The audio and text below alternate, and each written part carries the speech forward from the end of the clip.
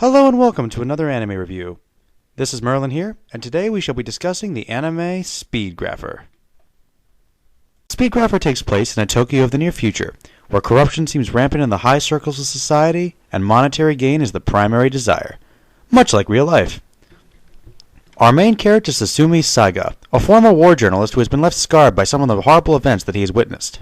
The story follows Saiga as an investigative journalist, who follows up a lead into a secret club of high-profile socialites.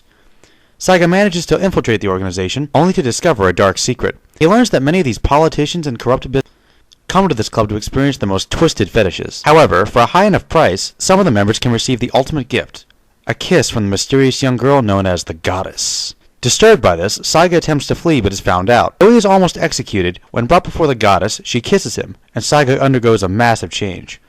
He quickly realizes that his eye has been mutated, and each shot he takes with his camera will leave the subject torn to ribbons. Running with this newfound ability, Saiga rescues the girl, leaving rubble and torn bodies in his wake. Unsafe, Saiga discovers that the girl is Kaguro Tenozo, the daughter of a powerful business mogul.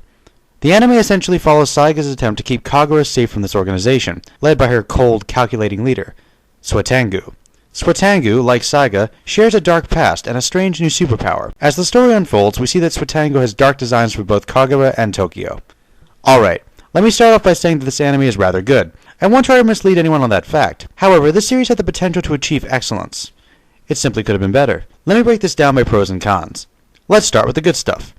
This anime has an extremely unique premise. The whole concept of these bizarre powers due to a very personal, twisted desires is interesting and somewhat disturbing. Also, the series deals with several complex themes and has very well-rounded characters that you can care about. The anime deals with concepts such as regret, unrequited love, the power of greed, and some frightening truths about the human unconscious. It also has a great villain. He uses both his good looks and his intelligence to manipulate others. What's interesting about Swatangu isn't his strange power, but rather how the audience assumes that he's a terrible person motivated only by personal gain. As the anime progresses, we see that Swatangu is more human than first believed, and even more than that, a person we can sympathize with despite all his horrible actions. Now for the negatives. As I said before, this anime could have been one of the best I'd ever seen. It really came so close, except for one glaring problem. In a series only 24 episodes long, there is freaking filler. Yes, as I watched this show, I got about midway and realized that for about 4 or 5 episodes, smack dab in the middle of the series, they add absolutely nothing to the overall plot. These episodes usually involve some superhuman henchmen being sent out to capture Kagura. Everyone who I've ever talked to about this has the same problem with the show. It really stops it dead for a bit. It's not that these episodes are bad unto themselves, but they could have easily been skipped and nothing would have been lost. In addition, most of the henchmen introduced in these episodes are given some interesting backstories, but never anything expansive, and that always left me feeling the need for a bit more. Another problem I noticed was that the series stalled a bit due to a slight recycle in plot. In some long-running anime like Dragon Ball or One Piece, these arcs have some repetitive qualities but are to some degree self-contained. However, in a series this short, the repetition is even more annoying.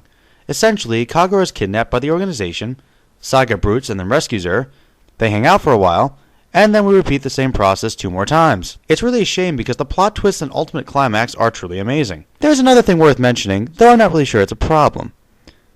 The relationship between Saiga and Kagura seems to border on the romantic. I would be fine with this except for the notable age difference between the two. Still, this could be interpreted as a father-daughter relationship or a big brother relationship. In the end, it's left for the audience to decide. Ultimately, Speedgrapher is a very good show that I would recommend for any curious anime fan. The animation is fairly good, with a few minor problems here and there, and the story is interesting with a very original premise. The main character is a dark and cynical man trying desperately not to lose his hope in humanity, while the main villain is a man who most certainly has. And in the middle we have a young woman struggling to break free from those who would see fit to control her life. Overall, I would give Speedgrapher 3.5 out of 5. It's a better than average show, and would have gotten a higher rating if not for the incredibly annoying lag in the middle. Well, this is Merlin, signing off again. Until next time, guys.